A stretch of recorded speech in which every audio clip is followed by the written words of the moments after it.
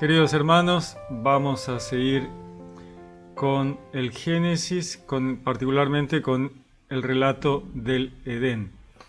Recordemos entonces, vamos a hacer una recapitulación. Tenemos en el Génesis dos relatos creacionistas, ¿no? Tenemos el primer relato de los 7 días, que inicia con la frase los cielos y la tierra y termina nuevamente con la frase los cielos y la tierra. Ahí termina el relato de los 7 días. Inmediatamente después fue puesto el otro relato que tiene distinta tradición, distinto autor, cuenta un momento distinto de la creación y que es el relato del Edén, ¿no? Entonces tenemos que Dios recrea lo que ocurría fuera del Edén, que era la humanidad viviendo grandes problemas en los cuales lo había metido el enemigo con su seducción y sus malas artes, malos consejos. Entonces la humanidad estaba sumida en el politeísmo, en la idolatría, en los sacrificios humanos y todo lo demás que venía junto con eso, ¿no? Entonces, ¿cómo sabemos que afuera del Edén había otra gente? Bueno, el hagiógrafo, el escritor sagrado, nos va dando pistas que hacen referencia a esa gente que está afuera, aunque el relato no se ocupe particularmente de ellos, pero sí nos da pistas y hace referencias a esas civilizaciones que están afuera y que sabemos hoy, llevaban cientos de miles de años, ¿no? El hombre, 2,5 millones de años, y las civilizaciones que estaban ahí afuera, cientos de miles de años, y más civilizados, decenas de miles de años. Entonces, vemos, por ejemplo, que hace referencia a los ríos, ¿no? A los ríos que tenían nombres, el río Éufrates, el Tigris, y dice que pasaba por determinados países, el país de Asur, el país de... ¿no? Entonces, cuando nos dice que esos ríos tenían nombres y que pasaban por distintos países, nos está diciendo que alguien le había puesto esos nombres y que alguien vivía en esos países. Luego nos da una idea de comercio, nos dice que el oro de aquel país es fino, que en el otro había piedras preciosas. Entonces nos habla por otro lado de comercio, de un comercio vano y no necesario, que es el de la ostentación, el oro, las piedras preciosas. O sea, no tiene ningún sentido.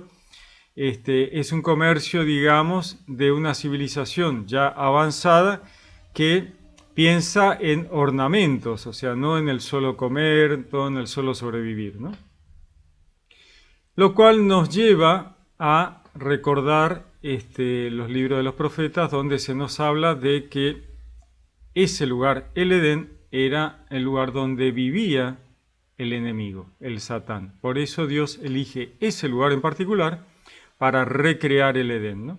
Y justamente el enemigo vivía en ese lugar y vivía lleno de ornamentos, adornos, ostentaciones, dice aretes, pinjantes.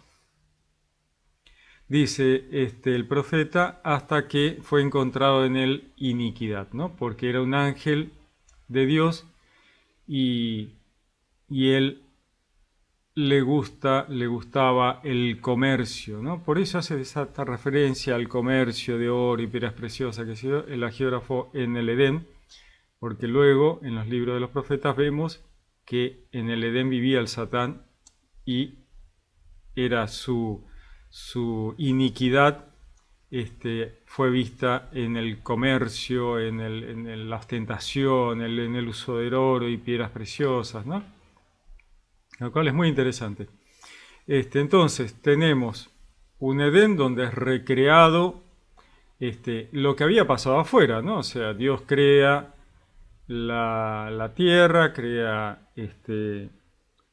los animales en los 7 días con una línea de tiempo particular, ¿no? Que coincide a la perfección, ubicando correctamente al hagiógrafo, al escritor, al observador de esos eventos, los ubicás correctamente en el Sinaí, y a partir de ahí el relato de los 7 días coincide a la perfección con la ciencia, el relato científico que hoy la astronomía nos explica, ¿no? Si uno lo compara, partiendo de la base de que el observador está en el Sinaí, que es justamente donde Moisés, creemos, recibe el relato de los 7 días, podríamos hacer una comparación perfecta con la ciencia. Tiene una línea de tiempo muy particular, la de los 7 días, donde el hombre aparece al final, en el 6.º día, lo cual coincide perfectamente con el relato de la ciencia. La humanidad, el hombre, el Homo sapiens, aparece al final de todo el proceso de evolución del planeta, ¿no? Perfecto. O sea, la evolución es un mecanismo de Dios, así que no hay que tenerle miedo, ni eso niega a Dios, para nada. Dios tiene millones de mecanismos, ¿no? Las leyes de la física, las leyes de la química, o sea, todas las leyes que rigen el universo son creación de Dios. O sea, que es mecanismos. No hay magia, ¿no? En las creaciones de Dios no hay magia. Él hace todo con mecanismos. Las mujeres necesitan 9 meses para tener los hijos. La sangre está hecha para poder llevar el oxígeno a las células. Los planetas giran en órbitas por las leyes de la física, la gravitación, o sea, todos mecanismos. Como esos millones y millones y millones de mecanismos maravillosos. Bueno, entonces, tenemos a esa humanidad viviendo afuera, cayendo en la seducción del enemigo y haciendo cosas que ellos no logran comprender, ¿no? Entonces, identifican en cada fuerza de la naturaleza, cada cosa que no comprenden, el enemigo le dice, es un dios, ¿no? Entonces ellos tienen el dios de la luna, el dios de los planetas, el dios del sol, el dios de la naturaleza, el dios del viento, el dios de la lluvia, el dios del mar, el dios de... millones de dioses.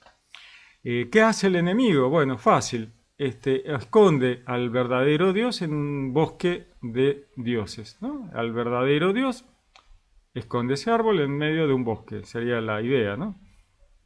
Para que el hombre, en su búsqueda del verdadero Dios, no logre encontrarlo, ¿no? El hombre, la humanidad, naturalmente, debido a que ha recibido de Dios la imagen y semejanza, busca a Dios, ¿no? Busca la trascendentalidad. Y lo busca de manera equivocada, justamente porque el enemigo lo desvía de su camino correcto, mostrándole dioses que no existen.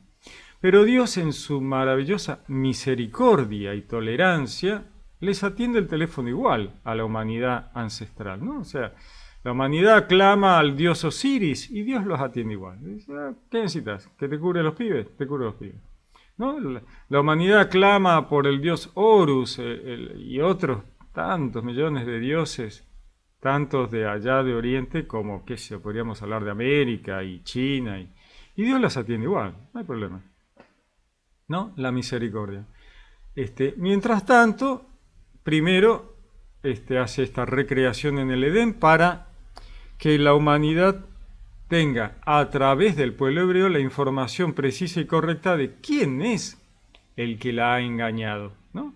Entonces, en el Edén vemos que de repente, cuando Dios vuelve de un paseo ahí, como diciéndole, chicos, me voy a dar una vuelta y ahora vengo, vuelve, Adán y Eva estaban escondidos, temerosos, porque se habían dado cuenta que estaban desnudos, porque habían internalizado el conocimiento profundo y desmenuzado del bien y el mal, lo que en la Biblia es una imagen de haber comido el fruto. Entonces, cuando Dios le pregunta, ¿quién te dijo que estabas desnudo? ¿O es que comiste el árbol que yo te dije que no comieras? El hombre le dice a Dios, no, la mujer que vos me diste, me dio a comer, ¿no? La verdad que nos hace quedar re mal. Y la mujer le dice, no, la serpiente me dio del fruto y yo comí. Y entonces ahí todos miran a la serpiente, ¿no? Dios, Adán, Eva, todos los ángeles que estaban observando hasta ese momento y no sabían qué era lo que pasaba en el Edén, todos miran a la serpiente y dicen, fuiste vos, así que vos sos el culpable de todo este lío afuera y acá adentro, o sea, vivíamos re tranquilos sin vos y vos nos metiste en este lío. Bueno, a partir de ahí Dios le da a la humanidad a través del pueblo hebreo, ¿no? En esta representación de la mujer, la posibilidad de ponerle un freno al enemigo. Primero, por haberlos visto, porque si no lo veíamos no íbamos a poder identificarlo. Entonces, una vez que lo vimos, gracias a este acto que crea Dios ahí en el Edén, logramos verlo. Ahora sabemos quién es el culpable. Y Él nos da el poder de pisarle la cabeza, ¿no? Entonces, le da a la descendencia de la mujer que es una imagen dentro de imagen, ¿no? La creación, la humanidad, el pueblo hebreo, María y la iglesia, tenemos la posibilidad y el poder de frenar, ponerle un límite al enemigo, pisarle la cabeza mientras él hace lo único que sabe hacer, acecharnos, ¿no? A traición, en el calcañar, dice, ¿no? Entonces, estamos en esa situación. Dios le habla a la tribuna, digamos, de los ángeles que están observando el Edén para saber qué es lo que está pasando y comprender ellos también que la culpa es del enemigo. Les dice, no vaya a ser que comiendo, ¿no?, del árbol de la vida, Adán y Eva, vengan a ser como nosotros, ¿no? Entonces pone un guardia, un ángel con la espada delante del Edén y los echa afuera a Adán y Eva, ¿no? Y les impide volver a Edén, donde está el árbol de la vida, que es una prefiguración de Jesús y la vida eterna, pero le dice, todavía no pueden, tienen que hacer un largo camino, evolucionar espiritualmente, hasta estar en condiciones de dejarlos que accedan al árbol de la vida. Eso es Jesús, ¿no? Cuando llega, después de mucho caminar del pueblo hebreo y evolucionar espiritualmente, llega el Mesías, Jesús, que es el árbol de la vida que nos permite acceder a la vida eterna. Bueno, entonces, luego de esta introducción, para ponernos en contexto, estamos en el capítulo 4 del Génesis. Adán y Eva, Dios los ha puesto de patitas en la calle, Adán y Eva están afuera del Edén, no pueden volver a entrar por la macana que hicieron, pero está bueno porque de esa manera Adán y Eva van a llevar esta información muy particular y necesaria al resto de la humanidad, a través del pueblo hebreo, ¿no? Ellos no son los primeros de la humanidad, son los primeros del pueblo hebreo, del pueblo elegido. Entonces dice el capítulo 4. Conoció el hombre a Eva, su mujer, la cual concibió y dio a luz a Caín, y dijo, he adquirido un varón con el favor de Yahvé. Volvió a dar a luz y tuvo a Abel, su hermano. Fue Abel, pastor de ovejas, y Caín, labrador. Bueno, acá tenemos otra pista de que el relato del Edén, los hechos que ocurren, son modernos, ¿no? Abel es pastor de oveja, una actividad moderna de la humanidad, y Caín labrador, absolutamente moderna, ¿no? ¿Por qué? Porque no es recolector, no están en las cavernas, ¿no? Están ya asentados en ciudades, en países, como nos decía en los capítulos anteriores, que nos decía que el río pasaba por el país por el país aquel, ¿no? Entonces, son labradores y pastores de oveja, están quietitos en sus ciudades, en sus pueblos, ¿no? Dice, pasó algún tiempo y Caín hizo a Yahvé una oblación de los frutos del suelo. También Abel hizo una oblación de los primogénitos de su rebaño y de la grasa de los mismos. Yahvé miró propicio a Abel y su oblación, mas no miró propicio a Caín y su oblación. Por lo cual se irritó Caín en gran manera y se abatió su rostro. Veamos un poquito, ¿qué pasó? Primero, Dios no le pidió ni a Caín ni a Abel que le hicieran ofrendas, ni sacrificios, ni oblaciones, ni nada. O sea, ¿de dónde sacaron que había que hacerle oblaciones a Dios? ¿A quién se le ocurrió? ¿De dónde sacan eso? Bueno, justamente de la gente que está fuera del Edén, ¿no? Están viendo que los de afuera del Edén hacen eso todo el tiempo, ¿no? A sus dioses le ofrecen ofrendas, sacrificios, oblaciones, ¿no? Entonces Caín y Abel copian eso y le hacen lo mismo, ofrecen a Dios. Pero acá tenemos una diferencia, ¿no? ¿Qué ocurre? Afuera estaban haciendo sacrificios humanos a los dioses, ¿no? Caín y Abel no lo hacen, no hacen sacrificios humanos. Tranquilamente Abel podría haber agarrado a Caín y haberlo sacrificado a Dios, ¿no? Sin embargo, ni Abel ni Caín hacen sacrificios humanos, ¿no? Caín ofrece una oblación de verduras, ¿no? De cosas del campo. Y a Dios eso no le gustó, no lo ve propicio, ¿no? Propicio es como lo correcto, lo que está esperando que hagas, ¿no? Dios dice, no, Caín, la cosa no va por ahí. Sin embargo, Abel, que hace el sacrificio de un animalito de su rebaño, podría haber sido un cordero, Dios dice, Abel está en el camino correcto, por ahí va el asunto, ¿no? Entonces le dice a Caín, Yahvé dijo a Caín, ¿por qué andas irritado? ¿Y por qué se ha abatido tu rostro? ¿No es cierto que si obras bien podrás alzarlo? Más, si no obras bien, a la puerta está el pecado acechando como fiera que te codicia y a quien tienes que dominar. Estamos viendo que Dios interpreta lo que había hecho Caín como una cosa mala, ¿no? Estás haciendo macana, Caín. ¿Quién te está asesorando? Bueno, obviamente Caín está escuchando al enemigo y por eso hace una oblación vegetal que no tiene nada que ver con la historia del pueblo hebreo y con lo que empezaba ahí. Abel,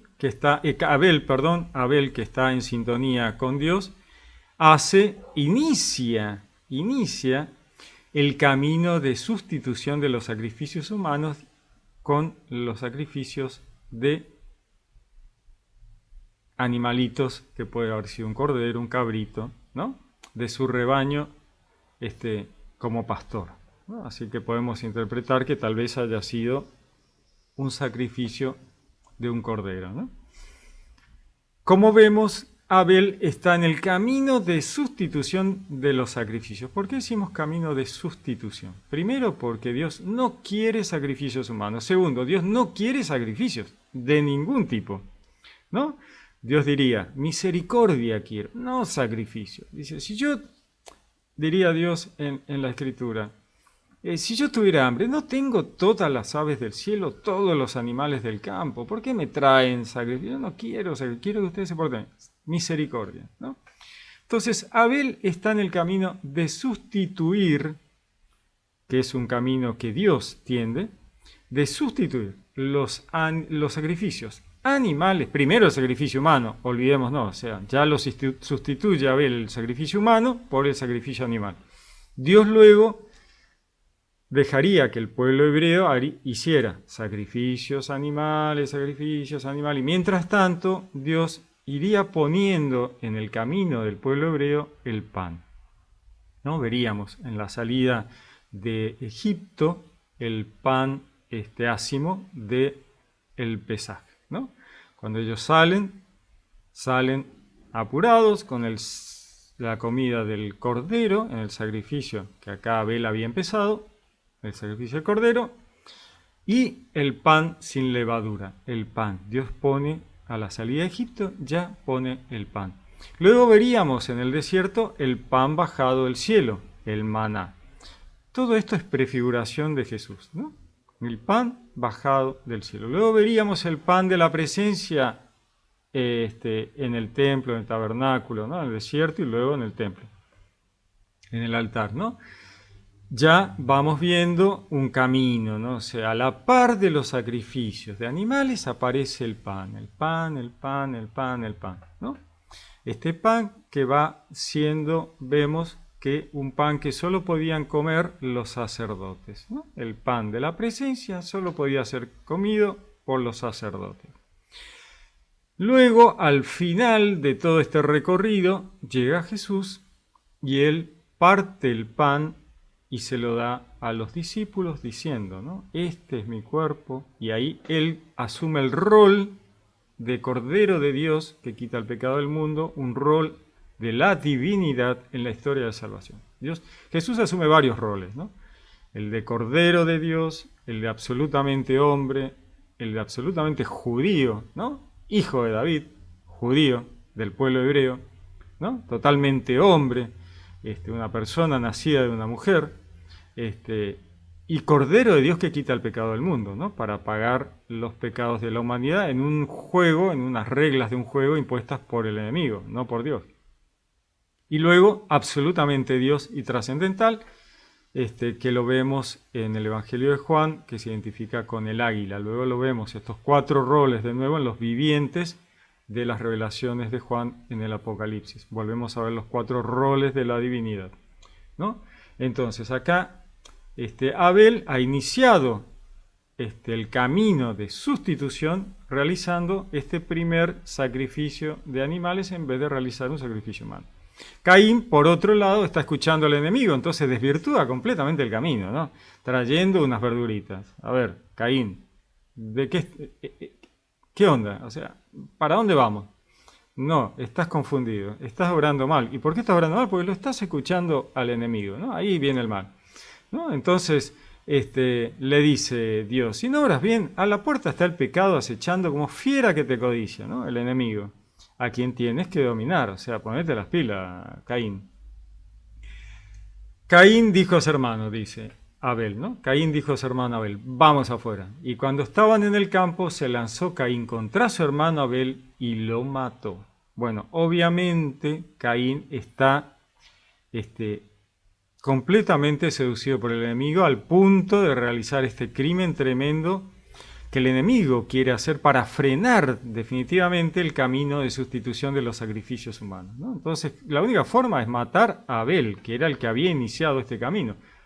Lo mata porque así, de esa manera, frena todo, ¿no? O sea, doblemente lo frena. Primero, porque detiene la sustitución de los sacrificios. Y por otro lado, porque el enemigo inmediatamente va a correr a Dios y va a acusar a Caín, diciendo, es que no valen la pena estos tipos, mirá, mató al hermano, o sea, mirá lo que es Caín, es un desastre. No, vamos a liquidarlos a todos, podés saber la historia con el Satán permanentemente, vamos a liquidar la humanidad, vamos a borrarla, ¿por qué tanta bronca este hombre? Bueno, este ángel. ¿Por qué? ¿Por qué? Bueno, porque Dios le da a la humanidad la imagen y semejanza, ¿no? Algo que hasta ese momento era solo de los ángeles. Un grupo de ángeles, el 70% de los ángeles están de acuerdo, está muy bien, está bárbaro, pero hay un 30% que dicen no estamos de acuerdo, encabezados por este señor el Satán, que dice no estoy de acuerdo. Entonces tiene una bronca tremenda contra la humanidad y contra los planes de Dios y se opone, es el opositor. Muy bien, entonces, bueno, Caín mata a su hermano. Yahvé dijo a Caín, ¿dónde está tu hermano Abel? Contestó, no sé, ¿soy yo acaso el guarda de mi hermano? Vemos cómo Dios se comporta siempre de manera misericordiosa, haciendo preguntas que él conoce la respuesta, pero como un padre amoroso que busca la reflexión en el otro, ¿no? Como cuando uno le dice a los chicos, che, ¿dónde está? ¿Te comiste todos los caramelos de la bolsa? ¿Dónde están los caramelos de la bolsa? ¿No? Y se perdieron, ¿no? Vos ya sabés qué fue lo que pasó, ¿no? Acá Dios sabe lo que pasó. Dice, ¿dónde está tu hermano Abel? Contestó él. No sé, ¿soy yo acaso el guarda de mi hermano? Encima Caín es bastante mal arreado, ¿no? O sea, yo qué sé, no sé. Encima como si Dios no supiera. Replicó Yahvé. ¿Qué has hecho? Se oye la sangre de tu hermano clamar a mí desde el suelo. O sea, Dios le está diciendo a Caín, ¿qué hiciste? ¿No? O sea, ¿vos qué te crees? ¿Que yo no sé lo que hiciste? La sangre, ¿no? Esta imagen de la sangre de tu hermano, clama a mí desde el suelo, ahí donde se derramó. No es que la sangre pudiera clamar, ¿no? El alma de Abel está con Dios, ¿no? La sangre no clama, es una imagen, ¿no? Es una imagen. Dice, pues bien, dice Dios, maldito seas, lejos de este suelo que abrió su boca para recibir de tu mano la sangre de tu hermano. Aunque labres el suelo, no te dará más su fruto. Vagabundo y errante serás en la tierra. Entonces dijo Caín a Yahvé, mi culpa es demasiado grande para soportarla. Es decir, que hoy me echas de este suelo y he de esconderme de tu presencia convertido en vagabundo errante por la tierra. Y cualquiera que me encuentre me matará. Veamos un poquito esto, ¿no? Pues es genial. Caín siente culpa, se arrepiente, ¿no? Él dice, qué macana me mandé, qué macana me mandé. Dios le dice, maldito seas por lo que hiciste, ¿no? O sea, lo que hiciste te va a transformar en alguien maldito en vez de bendito, ¿no? Maldito. Aunque trabajes, labres el suelo, no vas a ganar nada, o sea, no va a darte fruto. Vas a ser un vagabundo y un errante sobre la tierra, no vas a tener lugar donde parar, ¿no? O sea, tremendo. Entonces Caín le dice a Dios, ¿no? Se da cuenta Caín y dice, mi culpa es demasiado grande para soportarla. O sea, él se siente arrepentido y la culpa le pesa.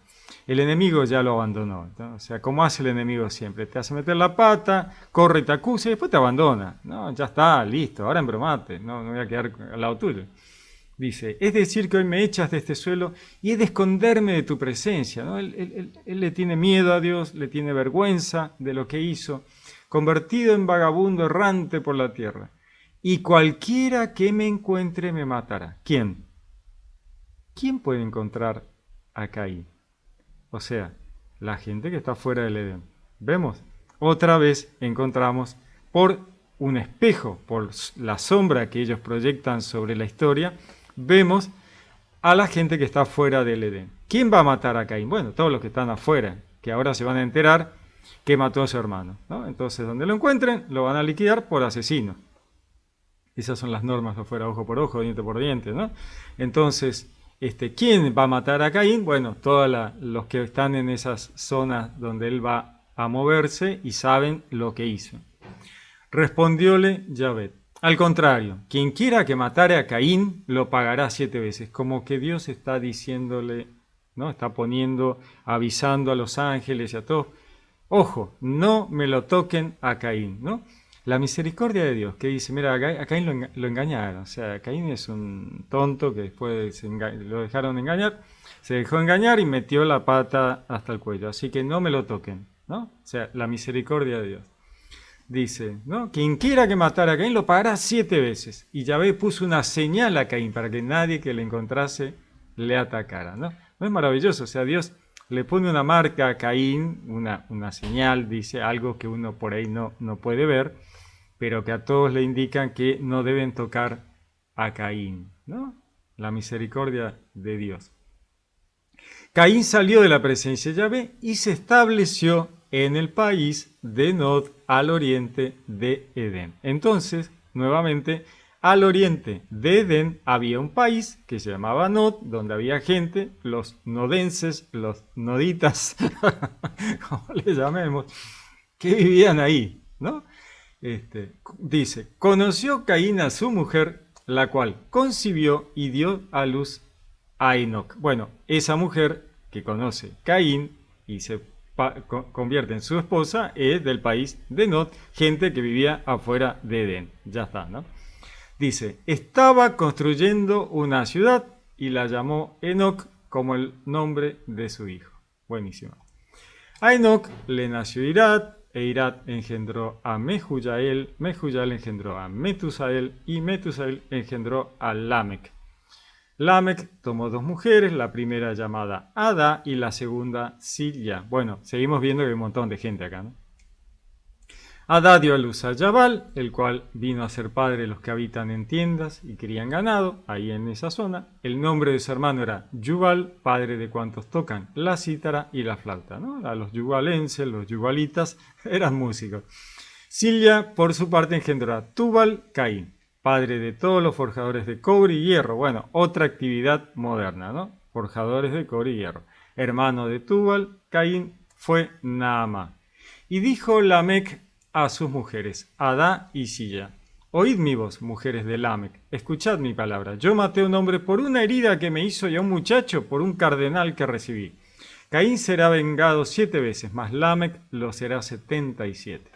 Bueno, acá el geógrafo nos da una idea de la misericordia de Dios, ¿no?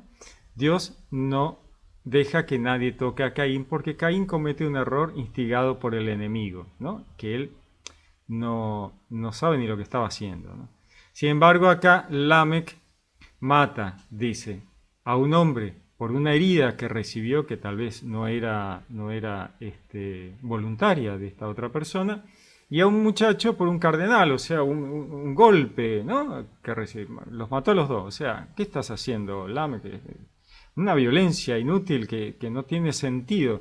Dice, Caín será vengado 7 veces, o sea, tiene un límite chico, ¿no? Pero Dios había dicho que no, ¿no? Dice, más Lamec lo será 77, o sea, Lamec tiene culpa y va a ser castigado, ¿no? Por esto no tiene, o sea, no puede decir Lamec, bueno, pero a Caín no le pasó nada, no, sí, bueno, a él no, pero a vos sí, porque vos estás cometiendo una violencia que no tiene ningún sentido de ser. Tampoco la tenía la de Caín, obviamente, pero el contexto era distinto. Bueno, acá arranca toda la descendencia, ¿no? Adán vuelve a tener, Adán y Eva vuelven a tener hijos, dice, Adán conoció otra vez a su mujer, ella dio a luz un hijo, al que puso por nombre Set, diciendo, Dios me ha otorgado otro descendiente en lugar de Abel, porque le mató Caín. También a Set le nació un hijo, al que puso por nombre Enos, este fue el primero en invocar el nombre de Yahvé. Palabra de Dios. Bueno, muy interesante, ¿no? O sea, esta parte del Edén es muy interesante y muy reveladora en cuanto a los motivos de Caín y Abel, por qué Dios se enoja, cómo arranca la sustitución de los sacrificios y camina esto hasta que llega a Jesús, ¿no? Es muy interesante y muy necesario el Edén para poder transmitir la información tan necesaria de conocer quién es el culpable de la tribulación humana y poder llevarle esa información al resto de las naciones del mundo, ¿no? A través primero del pueblo hebreo, el judaísmo, y luego del cristianismo, encargados de llevar esta información a todas las naciones gentiles que no tienen un Edén de donde sacar esta información, lo tienen ahí, ¿no? Para que el pueblo hebreo, el pueblo elegido, ¿no? Y la iglesia cristiana lleven esta información para ponerle freno al enemigo, habiendo sabido quién es y qué fue lo que hizo, ¿no? Y de ahí viene la sustitución de los sacrificios y con ello termina toda esta violencia inútil de ofrendas sangrientas a dioses, ¿no? Para transformarse en lo que conocemos hoy como Eucaristía, que es acción de gracias a Dios, y la hostia, que significa víctima, ¿no? El pancito, un pedacito de pan que se llama hostia, que esa hostia significa víctima y que es el Cordero de Dios que quita el pecado del mundo, ¿no? Aquel pan que Dios pone a la par de la sustitución de los sacrificios animales desde la salida de Egipto hasta Jesús, ¿no? Quien lo instituye, dice, hagan esto en memoria mía, ¿no? Para siempre. Pasamos de sacrificios humanos, terribles, espantosos, a subir un escaloncito, hacerlo a los pobres animales y luego terminar para siempre con toda esa crueldad, con toda esa sangre, con toda esa locura, para pasar a un alimento absolutamente incruento, un pedacito de pan, ¿no? Un poquito de vino, o sea, no hay sangre del bicho en la copa, no, es vino, ¿no? Juguito de uva y pancito, que no lastimó a nadie, ¿no? Genial, o sea, Dios quiere misericordia, amor, ¿no? El amor que Jesús dice en Juan, ámense los unos a los otros como yo los he amado. Bueno, todo ese amor de Dios volcado en toda esa historia, que Él se toma un trabajo tremendo para llevar al pueblo hebreo a través del desierto, a través de la historia hebrea, desde el Edén para acá, hasta que llega Jesús, y luego la evangelización de la iglesia que sale en busca de los gentiles a llevar la buena noticia, ¿no? La buena nueva, ¿no? El evangelio. Es una historia hermosa, genial. Bueno, muy bien. Tenemos algo en qué pensar. Vamos a entretenernos un poco. Les deseo que tengan un lindo día, que Dios los bendiga. Los saludo con gran afecto. Les habló Pablo Castro.